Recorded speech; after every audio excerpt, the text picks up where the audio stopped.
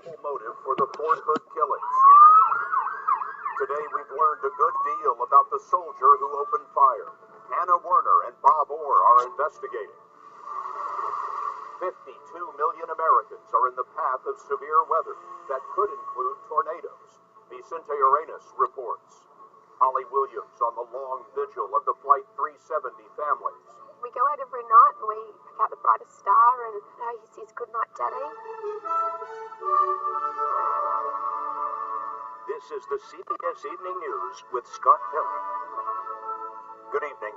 Late today, we learned the identity of one of the soldiers shot dead at Fort Hood, Texas, Sergeant Timothy Owens of Effingham, Illinois.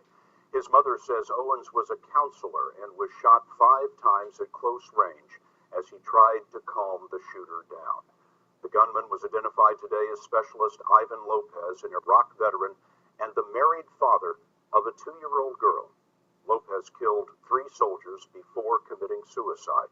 16 other soldiers were wounded. 3 are in critical condition tonight, but all are expected to survive. We have 2 reports. First, Anna Werner at Fort Hood. Anna? Scott, Ivan Lopez used a semi-automatic handgun in this attack. The commanding general here says there are no signs yet that he had specific targets. The gunman had moved to this apartment a few weeks ago. Neighbor Shanice Banks saw him yesterday at lunchtime. He looked fine. He didn't look, anxious or, there's no signs of it could have been him. That's why it was so mind-boggling. A few hours later, he was shooting fellow soldiers. Lieutenant General Mark Milley. There may have been a verbal altercation with another soldier or soldiers. And there's a strong possibility that in fact, immediately preceded the shooting. He started firing at an administration building. The first calls to 911 were made by 2 of the soldiers he wounded. Lopez fired more shots as he drove to another building, where he continued the attack. There's at least 1 chaplain that I'm aware of that shielded and saved other soldiers, broke some windows, got them to safety. The rampage ended when Lopez was confronted outside by a female military police officer. He pulled out the .45 caliber Smith & Wesson weapon, at which time she saw that, interpreted that as a threat, correctly so, and then engaged him with small arms fire, at which time then the shooter did a self-inflicted gunshot wound. All 19 of his victims are military personnel. Army Major Patrick Miller of New York is one of them. His mother asked for prayers on Twitter. 3 of the victims are in critical condition. Dr. Matthew Davis. Specifically, they have some injuries to the neck. We have a potential spine injury, and we also have an abdominal injury. Visitors and soldiers are not allowed to bring personal firearms onto U.S. Army installations. Restrictions were tightened after the 2009 shooting here and a series of suicides. General Milley promises to review security protocols here. Scott, the 100,000 people who come and go at Fort Hood are not required to pass through metal detectors or security screening. One of the biggest bases in the world. Anna, thanks very much. Homeland Security correspondent Bob Orr has been looking into the background of Lopez. Bob, what have you found out? Scott, investigators have been told the gunman may have been upset that the Army had refused to grant him personal leave. And witnesses say Ivan Lopez argued with another soldier just before those shootings. But investigators can't say yet if any of that prompted the attack. The 34-year-old Lopez was born in Puerto Rico and served 11 years in the National Guard there before joining the active Army in April 2010. Lopez's military career was unremarkable. He never saw combat and never rose above the rank of specialist. But he did spend 4 months in Iraq as a truck driver during the final U.S. drawdown at the end of 2011. Army officials say Lopez was troubled. He told military doctors he had suffered a traumatic brain injury, but that's not been medically confirmed. He sought treatment for anxiety and depression and was taking a number of prescription medications, including the sleep aid Ambien. Last month, Lopez went through a psychiatric examination. Fort Hood Commander General Mark Milley called Lopez's mental state a fundamental underlying cause. We have very strong evidence that he had a medical history that indicates unstable psychiatric or psychological condition. Preliminary searches of terrorist databases have revealed no connections with any terror group, and sources say Lopez had no significant criminal record.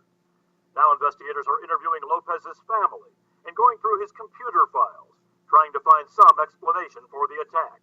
Federal officials say Lopez purchased the weapon used in the attack, a .45 caliber Smith & Wesson semi-automatic pistol, on March 1st at Guns Galore, a gun shop near the Fort Hood base. Lopez passed a background check and registered the gun in his name. Now, Guns Galore is the same store where Major Nadal Hassan bought the gun he used in the 2009 rampage, but investigators tell us the two incidents seem completely unrelated. And while the motive in this latest case is still unknown, Scott, investigators say there is clear evidence of pre-planning.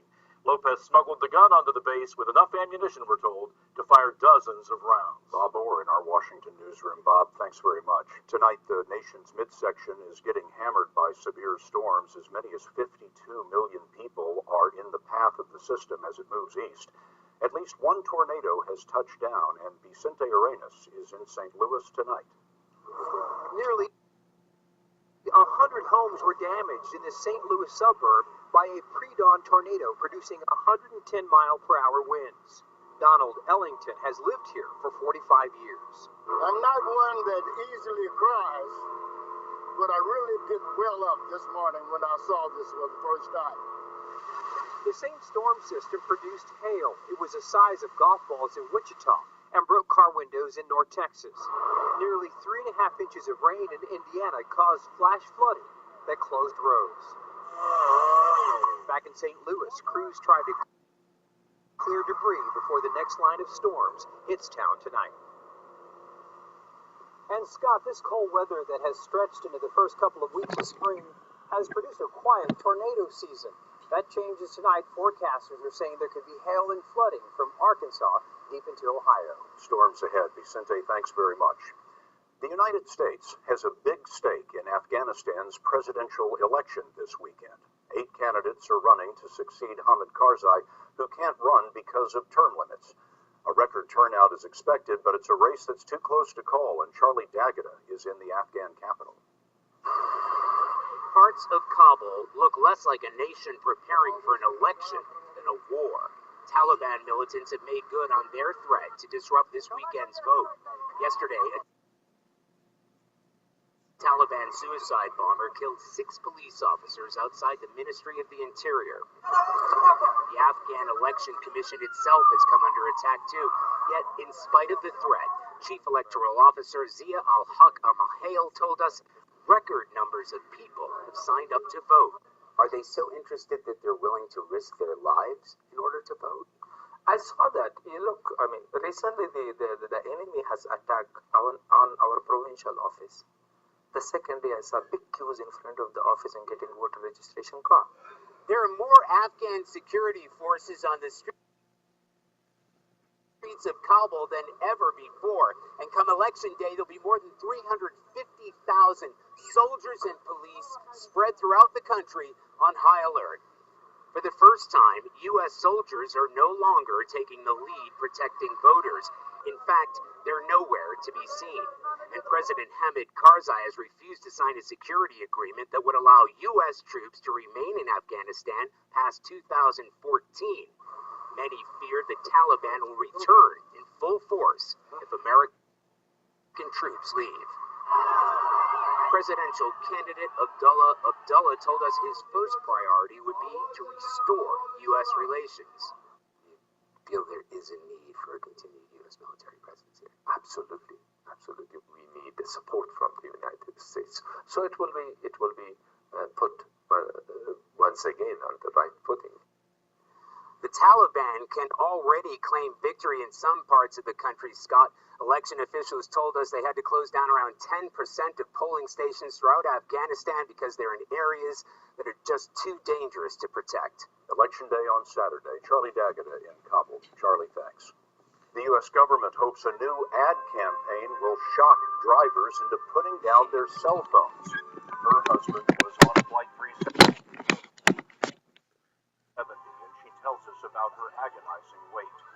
And the Queen meets the Pope when the CBS Evening News continues.